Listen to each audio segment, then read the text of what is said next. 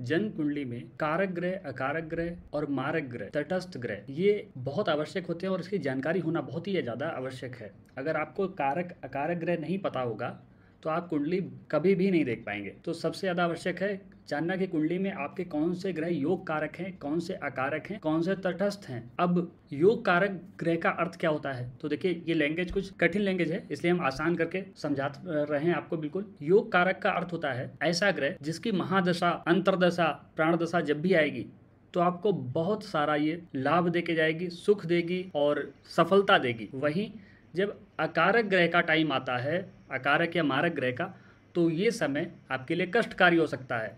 इसमें आपको नुकसान हो सकता है, धन हानि हो सकती है। और तटस्थ ग्रह जो होते हैं उनकी महादशा, अंतरदशा जब आती है उसको देखने के लिए देखना पड़ेगा कि वो ग्रह किसके साथ बैठा है। वो ग्रह उस समय पे पापक ग्रह के साथ में है या शुभ ग्रह के साथ में है, किस ग्रहों से दृष्ट है, किस भाव में बैठा है, सारी चीज़ों को ध्यान में रख के ही हम लोग उसका फल कथन कर सकते हैं। तो यहाँ पर देखते हैं मेष लगन की अगर कुंडली है और 1 नंबर यहाँ पर लिखा हुआ है, तो यहाँ पर इस कुंडली में कौन कौन से ग्रह हो गए, कारक, अकारक और मारक, ठीक है, तटस्थ ग्रह।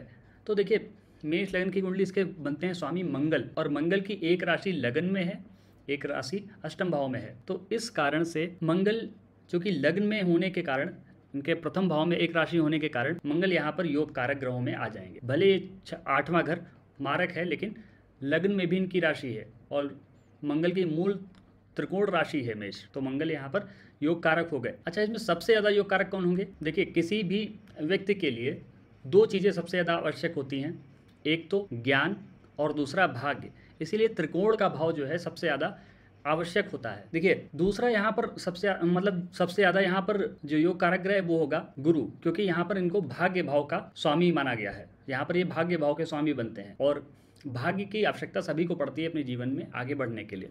तो यहाँ पर भाग्य देने वाले गुरु हैं, इसलिए सबसे ज़्यादा ये यहाँ पर शुभ हो गए, सबसे ज़्यादा योग कारक हो गए। दूसरे नंबर पे पंचम भाव आता है, क्योंकि ज्ञान का और संतान का, सभी को ज्ञान की आवश्यकता पड़ती है। तो पंचम भाव यहाँ पर सूर्य हो गए पंचम भाव के स्वामी। तो इस कुंडली में खुद मंगल देव, बृहस्पति और सूर्य कारक हो गए। अब यहाँ पे अकारक ग्रह कौन से होते हैं, तो देखिए सबसे ज़्यादा अकारक ग्रह है यहाँ पर बुध, क्योंकि यहाँ पर एक राशि इनकी 3rd हाउस में, एक 6th हाउस में। 6th हाउस भी रोग ऋण का होता है और 3rd हाउस भी मारक भाव बोला जाता है। तो यहाँ पर इन दोनों के स्वामी होने के कारण बुध बिल्कुल अकारक हो गए।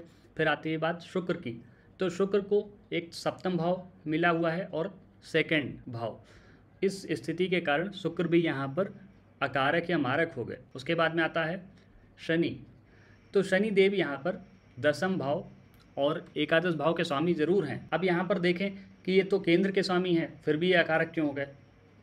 लेकिन यहाँ पर जो मंगल देव हैं वो शनि और मंगल आपस में शत्रु हैं, तो लग्नेश की शत्रुता के कारण यहाँ पर इस कुंडली में ये कारक नहीं होंगे, ठीक है। तो यहाँ पर कारक ग्रह हो गए सूर्य, मंगल और गुरु।